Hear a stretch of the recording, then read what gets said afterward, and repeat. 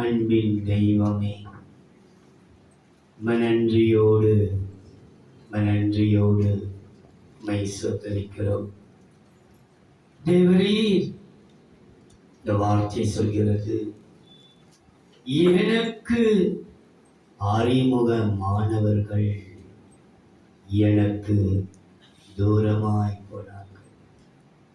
ஆனால் நீரோ அறிமுகமானதிலிருந்து இதுவரைக்கும் எங்களை நடத்தி கொண்டே வருகிறேன். இயேசுவே, இயேசுவே, இந்த வார்த்தை வலியுறுத்தி புறப்பட்டு வரும்போது ஒரு வார்த்தை ஆகிலும் ஒருவருடைய இதயத்தில் தொடப்பட வேண்டும் ஐயா.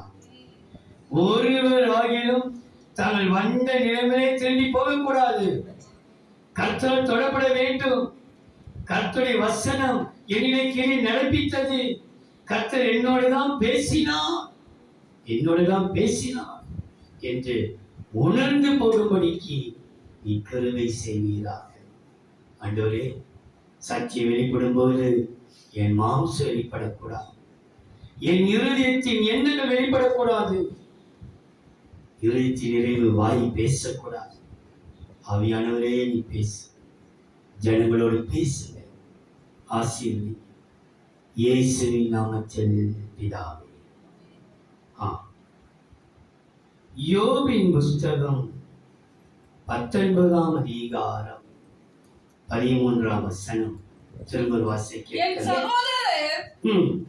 சகோதரரை என்னை விட்டு தூரப்படுத்தினார். எனக்கு அறிமுகமானவர்கள் எனக்கு அந்நியராய் போனார்கள். எப்படி போனார்களா?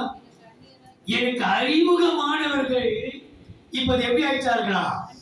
அந்நியரா போய்விட்டார்கள் என்று யோபு சொல்கிறார். சங்கீதக்காரன் சொல்கிறார், பாருங்கள், 80ஆம் சங்கீதம் 88ஆம் சங்கீதம் 18ஆம் வசனம். 88ஆம் சங்கீதம் 18ஆம் வசனம். சிநேகிதனையும் தோழனையும் எனக்கு தூரமாக விலக்கினீர். எனக்கு அறிமுகமானவர்கள் மறைந்து போனார்கள்.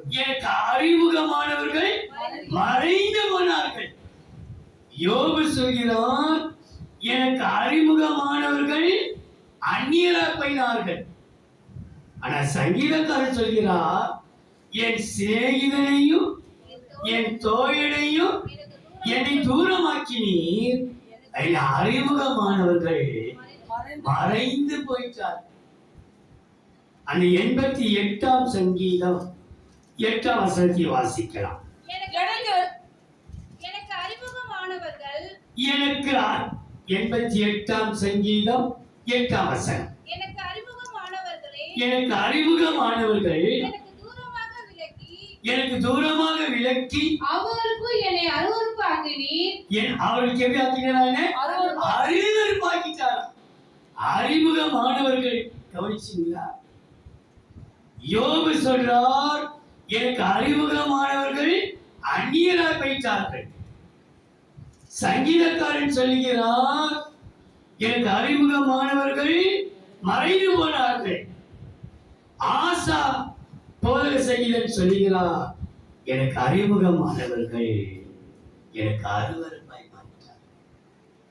ஆனா ஆண்டுடைய வசனம், நான் அந்நியனா இருந்தே என்னை சேர்த்து கொண்டீர்கள்.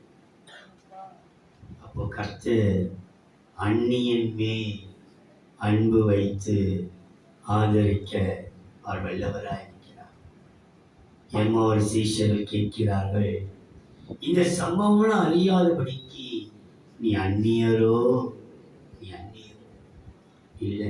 இன்னைக்கு தேவ பிள்ளைகளே, இந்த ஒரு வார்த்தை என் உள்ளத்தை தொட்டது. எனக்கு அறிமுகமானவர்கள் எனக்கு அந்நியராய் போனார்கள். ஆனால் அவர் அந்நியராய் போனாலும் நம்முடைய ஆண்டவர் அறிமுகமானவர் கடைசி வரைக்கும் நடத்த அவர் வல்லவராய் காணப்படுகிறார். இந்த அறிமுகமானவர்களால் வரப்போகிற ஒரு 5 காரியத்தை நான் சொல்லி நான் பத்திரிக்கலாம் முடித்து, இன்னைக்கு வாலிபர் கூட்டம் உண்டு, சண்டே ஸ்கூல் உண்டு, சில காரியங்களை சொல்லி நம்ம ஜெயிக்க வேண்டியதாக இருக்கிறது. அதை நான் சீக்கிரமாக சொல்லி முடிக்கிறேன். முதலாவது பாருங்கள், இந்த அறிமுகமானவர்களுக்கு மற்றவர் மறைந்து போனாலும், அந்நியராய் போனாலும், அறிவறுத்தாலும், கர்த்தருடைய வசனம் அறிமுகமானவர்களுக்கு தேவன் செய்கிறதை பாருங்கள். 2 ராஜாக்கள் 12ஆம் அதிகாரம் 5, 6, 7. 2 ராஜாக்கள் 12ஆம் அதிகாரம் 5, 6, 7.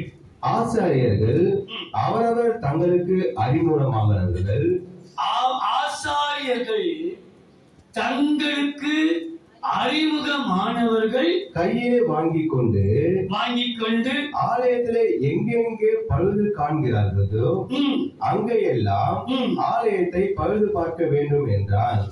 ஆனாலும் ராஜாவாகிய யோவாசின் 23ஆம் வருஷம் மட்டும் ஆசாரியர்கள் ஆலயத்தை பழுது பார்த்தபடி போனபடியினால் ராஜாவாகிய யோவாஸ் ஆசாரனாகிய யோய்தாவையும் மற்ற ஆசாரங்களையும் அழைப்பித்து, நீங்கள் ஆலயத்தை பழுது பாராது போனது என்ன? ஆலயத்தை பழுது பாராத போனது என்ன? இனி நீங்கள் உங்களுக்கு அறிமுகமானவர்கள் கையிலே பணத்தை வாங்காமல் அதை ஆலயத்தை பழுது பார்ப்பதற்காக விட்டுவிடுங்கள் என்றார். விட்டுவிடுங்கள். ஆலயத்தை பழுது பார்க்க அறிமுகமானவர்கள் ஆலயத்தை பழுது பார்க்க வேண்டும் என்று அவர்களுக்கு எண்ணம் இல்லாமல் போனாலும், ஆசாரியர்களுக்கோ அறிமுகமானவர்களுக்கும். ஆனால் ராஜா சொல்கிறார், ஆசாரிகளை பார்த்து, அறிமுகமானவர்கள் ஆலயத்தை பழுது பார்க்க வேண்டும். இந்த வருஷத்தின் கடைசியில வந்திருக்கிறோம். நம்முடைய சரீரமாகிய தேவனுடைய ஆலயம் பழுதாய் போயிருக்கிறது. அங்கங்கே ஒற்றனை தொங்கிக் கொண்டு, அங்கங்கே சுவர்கள் எல்லாம் சுண்ணாம்பெல்லாம் பேய்ந்து கொண்டு, அங்கங்கே தூசி படைந்து, சிலது சிமெண்ட் எல்லாம் உடஞ்சி கீழே விழுந்து, நம்முடைய சரீரத்திலே எத்தனையோ குறைகள், குற்றங்கள் நிமித்தமாக விட்ட பாவங்களை தொடர்ந்து செய்து கொண்டு, எதெல்லாம் கர்த்தருக்காக விட்டோமோ அதை அனைத்து திரும்ப நம்மகிட்ட வந்து சேர்ந்து கொண்டு, இப்படி நம்முடைய ஆலயம் பழுதாய் காணப்படுகிறது. அறிமுகமானவர்கள் கூட ஒரு சமயம் ஆலயத்தை பழுது பார்க்க சொல்லியோ பழுது பார்க்க போய்விட்டார்கள். ஆனால் இந்த ஜீவனுள்ள தேவனுடைய ஆலயத்தை நாம் கெடுத்தாலும், இந்த ஆலயத்தை பழுது பார்க்க நம்முடைய ராஜா வல்லவராக இருக்கிறார். எப்படி பழுது பார்க்க வல்லவராக இருக்கிறார் அது பார்ப்பார். முந்தின காலத்திலே இந்த ஆலயம் எவ்வளவோ சிறப்பமாக இருக்கிறது. இன்னைக்கு பழுதாய் போய் கிடக்கிறது.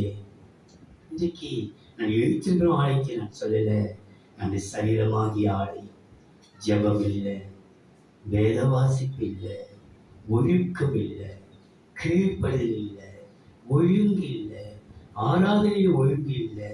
இப்படி எத்தனையோ காரியத்திலே நம்ம பழுதாய் போயிருக்கிறோம்.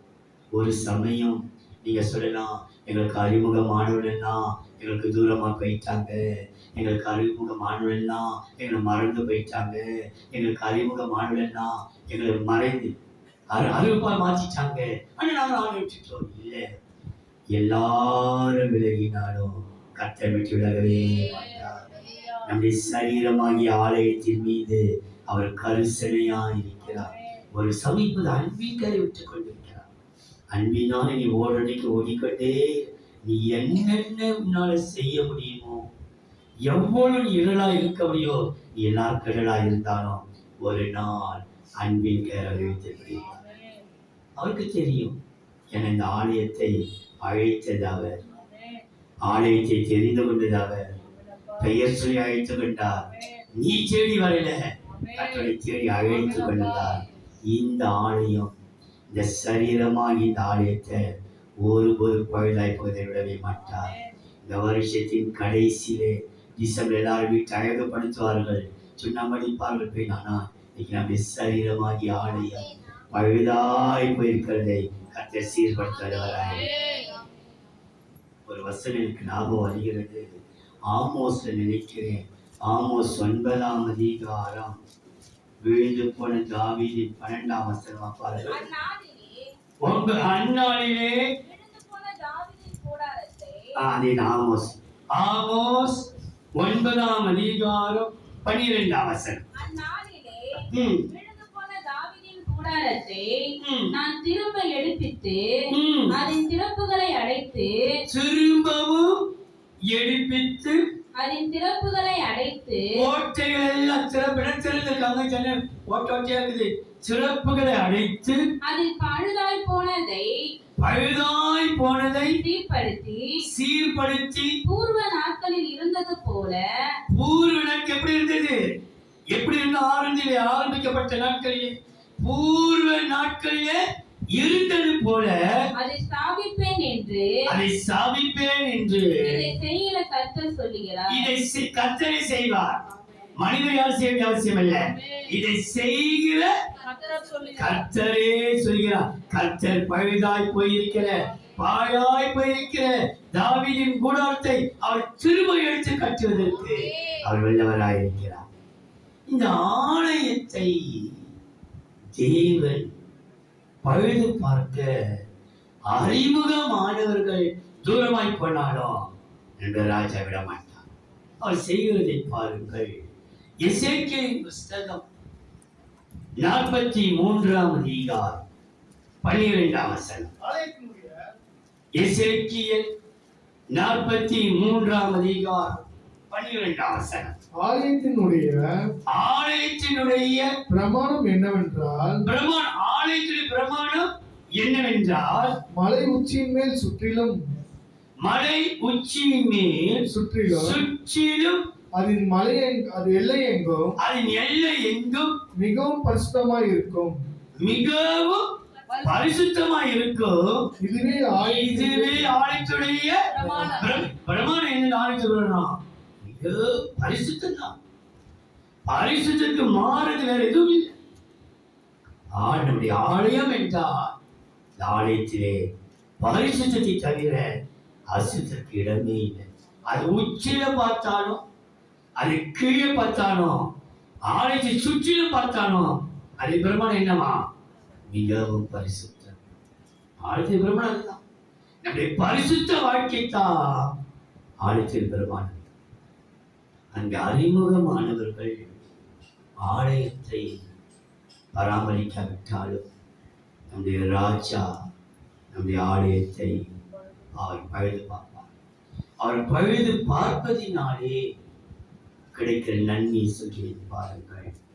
93ஆம் சங்கீதம் 5ஆம் வசனம். 93ஆம் சங்கீதம் 5ஆம் வசனம். உமது சாட்சிகள் மிகவும் உண்மையுள்ளவைகள். உமது சாட்சிகள் மிகவும் உண்மையுள்ளவைகள். கர்த்தாவே பரிசுத்தமானது நித்திய நாளாக உமது ஆலயத்தில் அலங்காரமாய் இருக்கிறது. ஆலயத்தின் அலங்காரமாய் கர்த்தர் மாற்றுவார். இன்னைக்கு அலங்காரமா இருக்கிற ஆலயத்தை நிச்சயம் கர்த்தர் அலங்காரமாய் மாற்றுவார். ஆலயத்தின் அலங்காரமே பரிசுத்தம் தான். நித்திய நாளாய் அலங்காரம் என்றால் பரிசுத்தம் தான் அலங்காரம், வேற எதுவுமே அலங்காரம். கிறிஸ்துமஸ்க்கு பலூன் கட்டுவதோ, கிறிஸ்துமஸ்க்கு ஸ்டார் கட்டுவதோ, கிறிஸ்துமஸ்க்கு ஆலயத்தை சுற்றிலும் வண்ண வண்ண விளக்குகள் போடுவதோ அதெல்லாம் அலங்காரம். நம்முடைய அலங்காரம், நம்முடைய சபை அலங்காரம் என்றால் பரிசுத்தன்னா அலங்காரம். நம்முடைய சபை, நம்முடைய ஆலயம், நம்முடைய சரீரம், நம்மை அறிமுகமானவர்கள் தூரமாக போனால், அறிமுகமானவர்கள் மறந்து போனால், அறிமுகமானவர்கள் நம்மை அருவருத்தாலும், இந்த சரீரத்தை நம்முடைய ராஜாதி ராஜா அறிமுகமானவர்களுக்கு முன்பாகவே அலங்காரமாய் மாற்றப்படுகிறார். ஆலயம் அலங்காரமா. இரண்டாவது, இந்த அறிமுகமானவர்களால் வருகிற காரியத்தை நான் சொல்கிறேன். நான் சொல்கிற வசனத்தில் அறிமுகமானவர்கள். யோபின் புஸ்தகம் 42ஆம் அதிகாரம் 11ஆம் வசனம். யோபு 42ஆம் அதிகாரம் 11ஆம் வசனம். அவனுடைய எல்லா சகோதரரும் சகோதரிகளும் முன் அவனுக்கு அறிமுகமான அனைவரும் அவனிடத்தில் வந்து அவன் வீட்டிலே அவனோட போஜனம் பண்ணி கர்த்தர் அவன் மேல் வரப்பண்ணின சகல தீங்கி நிமித்தம் அவனுக்காக அங்கலாய்த்து அவனுக்கு ஆறுதல் சொல்லி அவரவர் ஒவ்வொரு தங்க காசையும் அவரவர் ஒவ்வொரு பொன் ஆபரணத்தையும் அவனுக்கு கொடுத்தார்கள். இந்த வசனத்தை தான் நாம் ஜெபித்தோம். அங்க 5 காரியம் சொல்லப்பட்டது. அவன் அறிமுகமானவர்கள், அவனோடு போஜனம் பண்ணினால்தான் ஆகாரம் புசித்தவர்கள், அவனுக்காக அங்கலாய்த்தவர்கள், அவனுக்கு ஆறுதல் சொன்னவர்கள், அவனுக்கு ஆபரணத்தை கொடுத்தவர்கள். அறிமுகமானவர்கள், ஆகாரம் புசித்தவர்கள், அங்காளாய்த்தவர்கள், ஆறுதல் சொன்னவர்கள், ஆபரணத்தை கொடுத்தவர்கள். அப்போ அறிமுகமானவர்கள் நம்மை ஆறுதல் படுத்தாமல் ஆண்டுடைய வசனம்.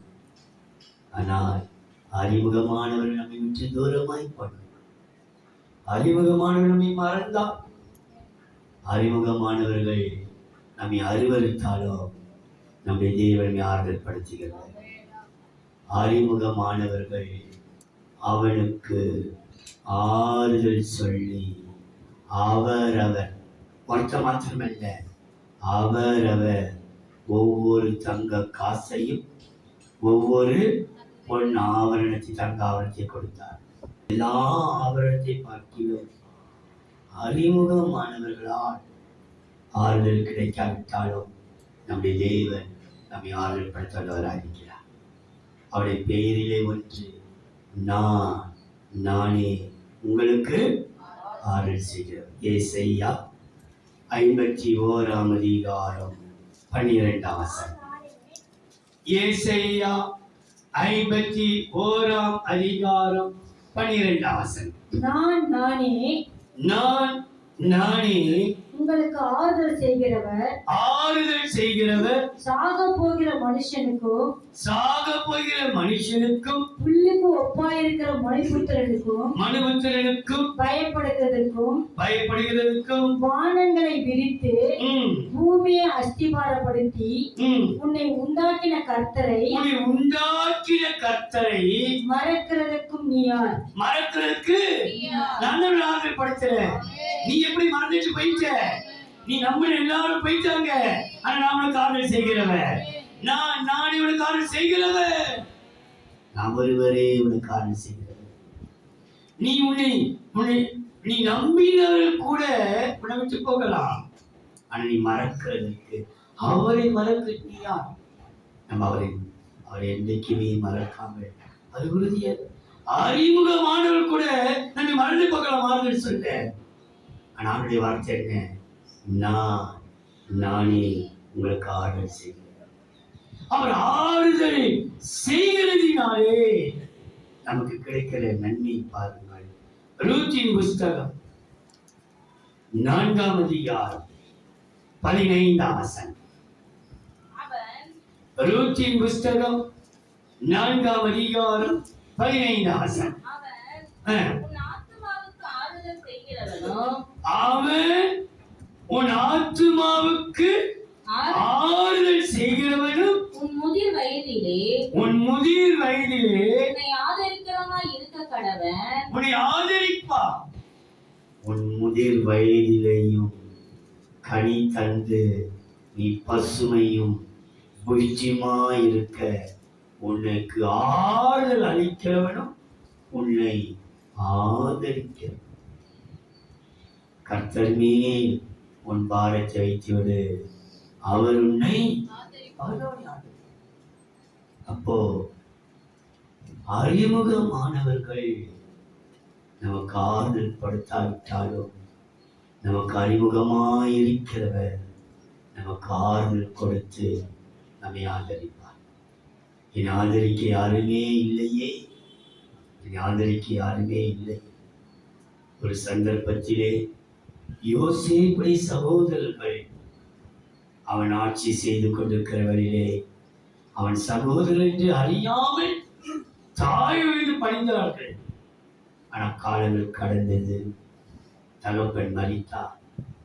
இப்போ யோசேப்பு தான் நம்முடைய சகோதரர் ஆட்சி செய்து யோசேப்பு என்று அறிந்து திரும்ப தம் தாய் மீது சொல்கிறார்கள், என்னை மன்னிச்சிடுங்க, நாங்கள் செய்ததெல்லாம் தவறு.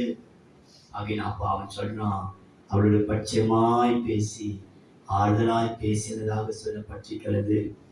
ஆதியாகமம் 50ஆம் அதிகாரம் 21ஆம் வசனமா பாருங்க. ஆதியாகமம் 50ஆம் அதிகாரம் 21ஆம் வசனம்.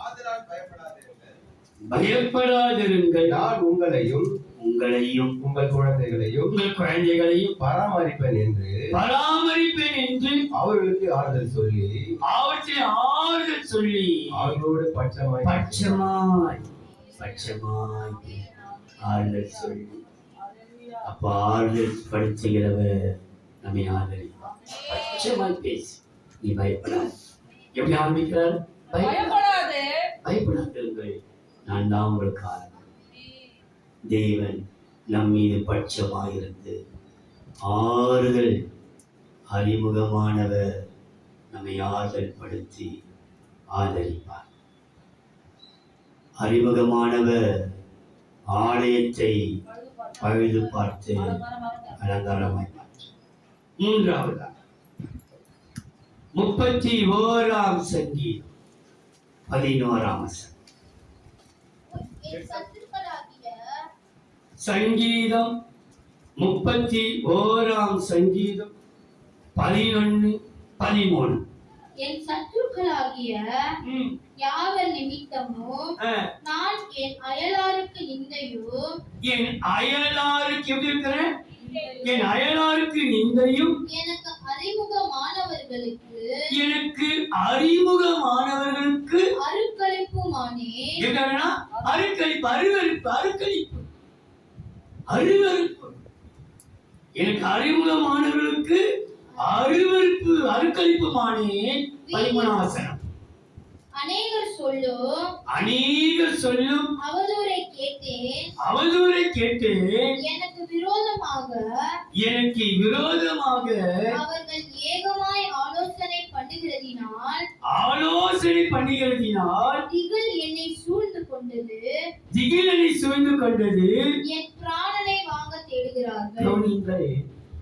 அறிமுகமானவர்கள் எனக்கு விரோதமாய் ஆலோசனை, நல்ல ஆலோசனை அல்ல. எனக்கு அறிமுகமானவர்கள் எனக்கு விரோதமாக ஆலோசனை பண்ணுகிறார்கள் என்று சங்கீதக்காரன் சொல்கிறார். ஒரு சமயம் அறிமுகமானவர்கள் உனக்கு விரோதமாய் ஆலோசனை பண்ணினாலும் நம்முடைய தேவனுடைய பேரில் ஒன்று அவர் ஆலோசனை கர்த்தர், நித்திய பிதா, வல்லமுள்ள தேவன், சமாதான பிரபு, அவருடைய பேரிலே ஒன்று ஆலோசனை கர்த்தர். அவன் நமக்கு ஆலோசனை சொல்லுவார். உன்மேல் என் கண்ணை வைத்து உனக்கு ஆலோசனை சொல்லுவேன். நீ நடக்க வேண்டிய வழிகளை உனக்கு காட்டுவேன். எனக்கு ஆலோசனை தந்த கர்த்தரை சோதரி. எனக்கு ஆலோசனை தந்த கர்த்தரை சோதரிப்பேன் என்று சொல்லப்பட்டிருக்கிறது. இங்கே பாருங்கள், 16ஆம் சங்கீதம் 7ஆம் வசனம். எனக்கு ஆலோசனை தந்தார். 16ஆம் சங்கீதம் 7ஆம் வசனம். எனக்கு ஆலோசனை தந்தார். எனக்கு ஆலோசனை தந்த கர்த்தரை துதிப்பேன். கர்த்தரை துதிப்பேன். ராக்காலங்களிலும் என் உள்ளத்திரியங்கள் என்னை உணர்த்தும். கவனிங்கள், எனக்கு ஆலோசனை தந்த கர்த்தரை. நமக்கு ஒரு ஆலோசனை நடக்கிற அறிமுகமானவர்கள். ஆனா யார் நமக்கு ஆலோசனை கொடுக்கிறது? கர்த்தர் எனக்கு ஆலோசனை கொடுக்கிறது. இப்படி நட, இப்படி பேசு, இப்படி பழகு, இப்படி இரு. யார் என்ன ஆலோசனை பண்ணட்டும், ஆனா ஒண்ணு நம்ம ஜெயிக்க வேண்டியது, எனக்கு ஆலோசனை சொல்லுங்கப்பா. இன்னைக்கு தெய்வ பிள்ளைகளே, இந்த ஆராதனைக்கு வருகிற ஒவ்வொரு சில பேரிலே உங்கள் இறுதியை கூட குத்தப்பட்டு சில பிரதர் என்னதான் பேசினாரு, எனக்கு தான் அந்த வார்த்தை வந்தது, நீங்க சொன்னா நீங்க பாக்கியவான்கள், நீங்க பாக்கியவதிகள். கர்த்தர் உங்களுக்காக வசனத்தை கொடுக்கிறாரு. நீ எப்படி கெட்டு குட்டி செல்லப்படாங்க விட்டுட்டு இருக்கலாமே. நீ நல்லா இருக்கிற வார்த்தை வசனம் வருது, என்னதான் குத்துறாரு, என்னதான் கேட்கிறாரு, என்னை பத்தி தான் பேசினாரு, எனக்காக தான் சொல்ற பாத்தியா, என்னதான் பேசுறாங்க. ஐயோ நீ போகக்கூடாது, உனக்காக பேசுறதுக்கு கர்த்தர் வசனம் கொடுத்து பேசுறாரு. அது நீ பாக்கியவதி, பாக்கியமான. பாரவர் என்னதான் பேசுறப்பா, எனக்கு பிடிக்கும், என்னதான் பேசுற, உன் மேல பிரியமா தான் கர்த்தரோட பேசி இருக்கிறாரு. இல்லைன்னா அவர் ஏன் பேச போற சொல்லி கேட்டு குட்டி சொல்றேன். அவருக்கு என்ன கவிதை கேட்டாலும் போய் நிற்கும், குட்டி சொல்றேன். அள்ளி கிடக்கூடாது, நீ மாறக்கூடாது. போதனை சிச்சு உனக்குத்தான், உன்னை நேசிக்கிறதுனால வசனம் வருது, வார்த்தை போடுறாரு. அதை உணர்ந்து கொள்ளுங்கள். எனக்கு ஆலோசனை தந்த கர்த்தரை நான் துதிப்பேன். ராக்காலத்திலே என் இருதயம் உணர்த்துவார். இன்றைக்கு அறிமுகமானவர்கள் உனக்கு விரோதமாக ஆலோசனை பண்ணினாலும் ஆலோசனை சொல்கிற கர்த்தர் இருக்கிறார். அவர் ஆலோசனை சொல்வதனாலே நடக்கிற காரியங்களை பாருங்கள். 14ஆம் சங்கீதம் 6ஆம் வசனம். 14ஆம் சங்கீதம் 6ஆம் வசனம். சிறுமைப்பட்டவனுக்கு கர்த்தர் அடைக்கலமாய் இருக்கிறார். சிறுமைப்பட்டவனுக்கு அடைக்கலமாய் இருக்கிறார் என்று சொல்லி நீங்கள் அவனுடைய ஆலோசனையை அலட்சியம் பண்ணினீர்கள். அவனுடைய ஆலோசனையை சிறுமைப்பட்டவனுடைய ஆலோசனை என்ன பண்றாங்களா, ஆனா கர்த்தர் இருக்கிறாரா? ஆலோசனையை நீ அசட்டை பண்ணினாலோ இந்த சிறுமைப்பட்டவனுடைய ஆலோசனைக்கு கர்த்தர் செய்கிறாரா? எனக்கு ஆலோசனை தந்த கர்த்தர் எனக்கு அடைக்கலமாயிருக்கிறார். அவர் அடைக்கலாம், நமக்கு அடைக்கலம் கொடுப்பார். ஒரு சமயம் இந்த பலிபீடத்தில் வருகிற வசனத்தை நீங்க அசட்டை பண்ணி நீங்க விட்டுட்டீங்கன்னா அதை பத்தி எனக்கு கவலை இல்லை. இந்த சிறுமைப்பட்டவனுடைய ஆலோசனைக்கு கர்த்தர் என்ன செய்கிறார் என்றால் அவர் அடைக்கலம் கொடுக்க. ஆமீன், அவர் சொன்னாரு, அவர் அடைக்கலம் கொடுக்கிறாரு. நீ சொன்னது ஆமீன் அவர் ஆமதிக்கிறாரு. அப்படின்னாலே சிறுமைப்பட்டவனுடைய ஆலோசனையை கர்த்தரே அடைக்கிறது. இன்னும் ஒரு வசனத்தை பாருங்கள். யோபின் புஸ்தகம் 12ஆம் அதிகாரம் 13ஆம் வசனத்தை பாருங்கள். யோபு 12ஆம் அதிகாரம் 13ஆம் வசனம். எத்தனை அதிகமாய் இருக்கோ அவருக்குத்தான் ஆலோசனையும் புத்தியும் உண்டு. அவருக்குத்தான் அவன் அடைக்கலம் கொடுத்தார். அவருக்குத்தான் புத்தி இருக்கிறது. நம்ம பேசுற புத்தி நம்ம பேசுற சில வேலையிலே நான் ஒன்று தேவ பிள்ளைகளே, சபையில ஒரு சமயம் உங்களுக்கு குத்தப்படுகிற வார்த்தை வந்தது. எங்கள் இதயத்தை குத்தப்பட்டோ காயப்படுத்தப்பட்டோ எங்களை கண்ணு சிந்த வைத்தார்கள். நாங்கள் பின்மாற்றம் ஆவதற்கே இந்த வசனம் தான் சொன்னா அந்த வசனமே ஒரு நாள் நியாயம் இருக்கும். உனக்கு நான் பேசியும் உன் காயப்படுத்தியும் நீ சொல்லாம போயிட்டியே, உனக்கு உணர்ச்சி நீ சொல்லாம போயிட்டியே, உனக்கு உணர்ச்சி கொடுத்து நீ சொல்லாம போயிட்டியே, அந்த வசனமே சொல்லி நம்மளோட பேசு. ஆகையினால் அவர்தான் நமக்கு ஆலோசனை, அவர்தான் நமக்கு அழைக்கலாம். ஆகையினாலே அறிமுகமானவர்கள் ஆலயத்தை பழுதாக்கிட்டு போனாலும் கர்த்தர் ஆலயத்தை அலங்காரமாக்குவார். அறிமுகமானவர்கள் ஆறுதல் சொல்ல மறந்தாலும் கர்த்தரே ஆறுதல் படுத்தி ஆதரிப்பார். அறிமுகமானவர்கள் ஏகமை ஆலோசனை பண்ணினாலும் கர்த்தரே நமக்கு ஆலோசனை சொல்லி நமக்கு அழைக்கிறது. நான்காம் லூக்கா சுவிசேஷம் 23ஆம் அதிகாரம் 49ஆம் வசனம். அவருக்கு அறிமுகமான லூக்கா 23:49 வாசிக்க பிற்பாடு 54 வாசிக்கலாம். அவருக்கு அறிமுகமானவர்கள் எல்லாரும் அவருக்கு அறிமுகமான எல்லாரும், ஒவ்வொரு வசனத்திலும் அறிமுகமானவர்கள் ஆலயத்தை பழுதாயிட்டார்கள், அறிமுகமானவர்கள் ஆலோசனை சொன்னார்கள், அறிமுகமானவர்கள் ஆறுதல் படுத்தினார்கள். இங்க பார்க்கிறோம், அறிமுகமானவர்கள் எல்லாரும் கலிலேயாவில் இருந்து அவருக்கு பின் சென்று வந்த ஸ்திரீகளும் தூரத்திலே நின்று இவைகளை பார்த்து கொண்டிருந்தார்கள். 54 அந்த நாள் அந்த பார்த்து கொண்டிருந்த அந்த நாள் ஆயத்த நாளாய் இருந்தது. ஓய்வு நாளும் ஆயத்த நாள். உன்னை கர்த்தர் ஆயத்தப்படுத்துகிறார். அறிமுகமானவர்களுக்கு முன்பாக உன்னை ஆயத்தப்படுத்துகிறார். கர்த்தருக்காகவே உன்னை ஆயத்தப்படுத்துகிறார். வசனம் பார்த்தீங்களா? ஆயத்த நாள் ஒன்று உண்டு, ஓய்வு நாள் ஒன்று உண்டு. அப்போ ஓய்வு நாளுக்காக நம்ம ஆயத்தமாக சனிக்கிழமையே ஆயத்தப்படும். துணி அயன் பண்ணி, நாளைக்கு ஞாயிற்றுக்கிழமை ஆச்சு, துணி அயன் பண்ணி வச்சுக்கணும். ஞாயிற்றுக்கிழமை ஆச்சு, காலையில செக்க குடிச்சு சிக்கு குடைய முடியும், சனிக்கிழமை குடிச்சு தலையை நல்லா சிக்கு உடச்சி ஃப்ரெஷ்ஷாக வச்சுக்கணும். இப்படி சனிக்கிழமை ஆயத்தப்படணும். அண்ணன் எச்சை தாயச்சு குடிக்கிறது ஓடுறது. அப்பதான் அயன் பண்ணி அது பண்ணி எங்க கால ஷூ காணுமே, செருப்பு காணுமே, சால்ச காணுமே.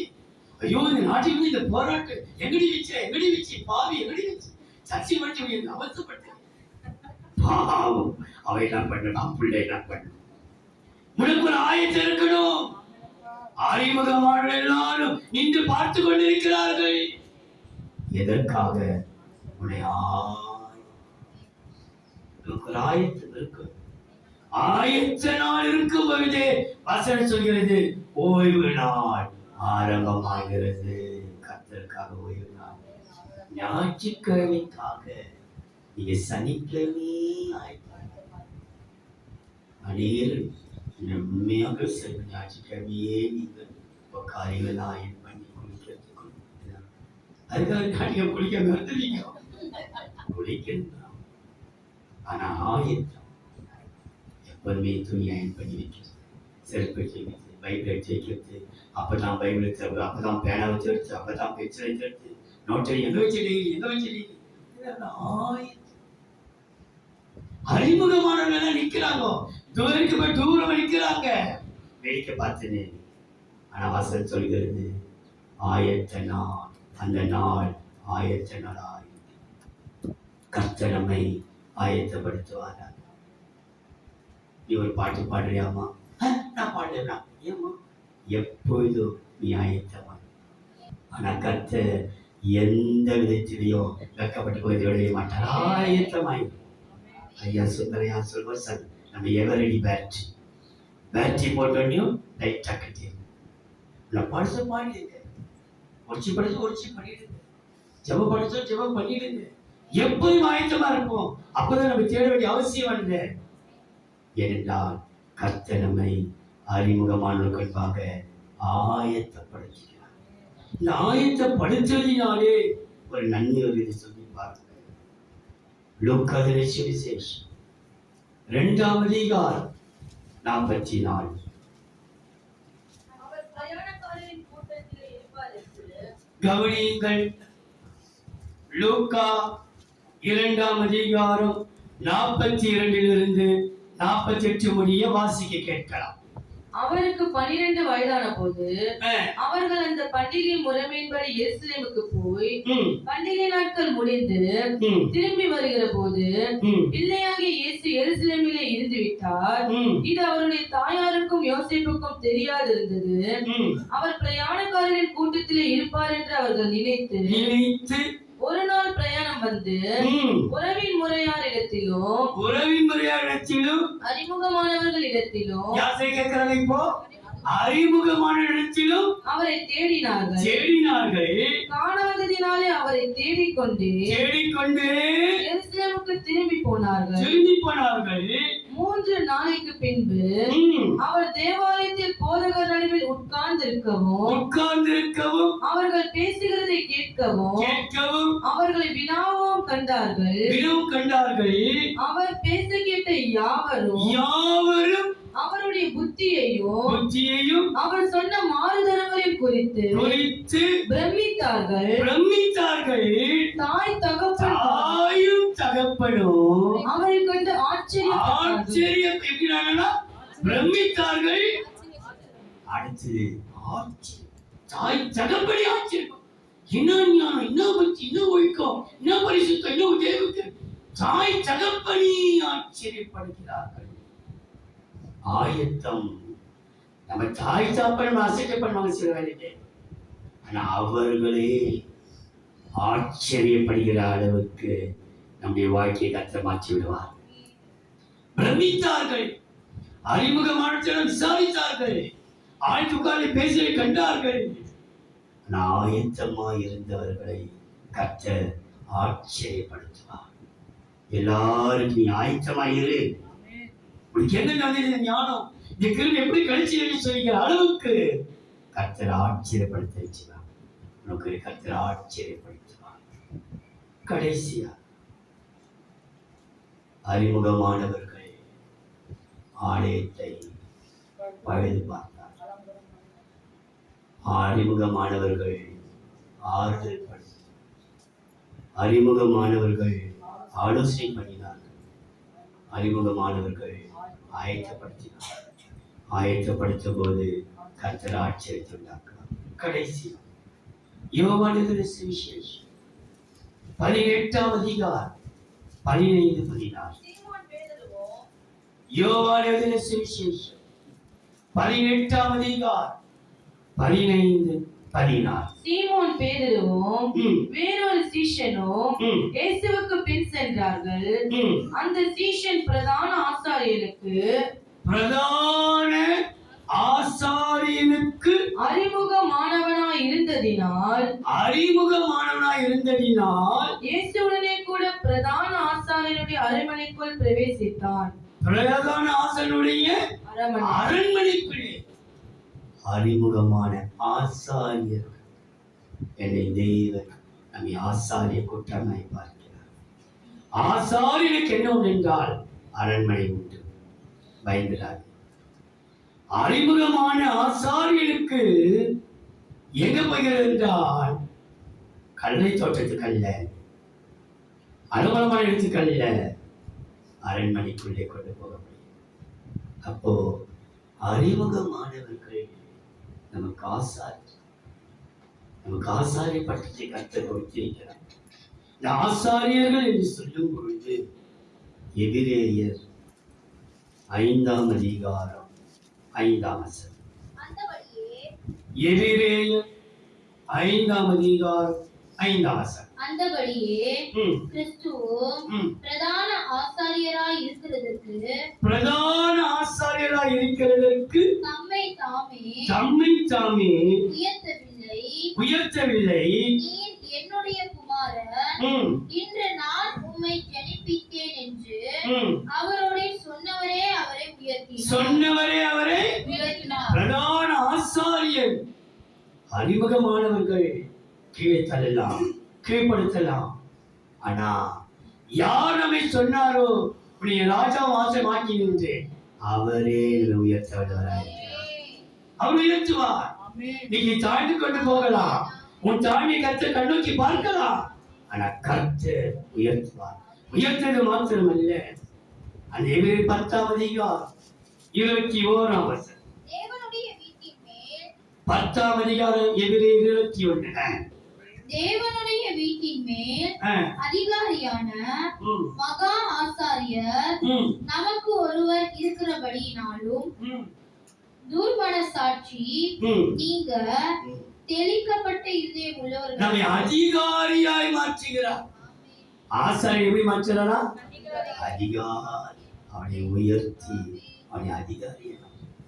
இன்னொரு வசனம் உண்டு, வெளிப்படுத்தல் 10:5, ஆசாரியர்கள் தேசத்தை ஆளுவோம் என்று சொல்லி, ஒரு 10ஆம் அதிகாரம் 5ஆம் வசனம், வெளிப்படுத்தல் சமுத்திரத்தின் மேலும் 10:5.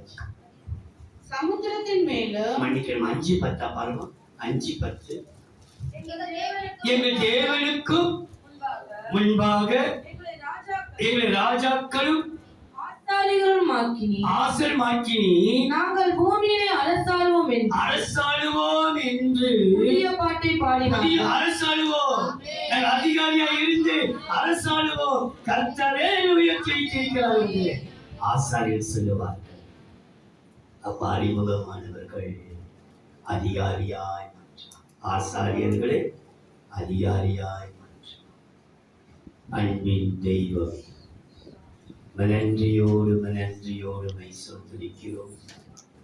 பிதா, குமாரன், பரிசுத்தாவின் நாமத்தினால் அறிமுகமான எனக்கு அறிமுகமானவர்கள் எல்லாரும் என்னை விட்டு தூரமாய் போனாலும், என்னை அருவருத்தாலும், அந்நியனாய் பார்த்தாலும், கர்த்தரோ அறிமுகமானவர் இன்றைய வரைக்கும் நடத்த நீ வல்லவராயிருக்கிறீர்.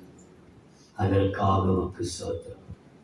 தேவரே, இப்போ வாலிபர் கூட்டம் இயேசுவே சண்டே ஸ்கூல் இருக்கிறது. கர்த்தர் பொறுப்படுத்திக் கொள்ளுங்கள். பெரிய காரியத்தை செய்யுங்கள். இயேசுவின் நாமத்தில் பிதாவே.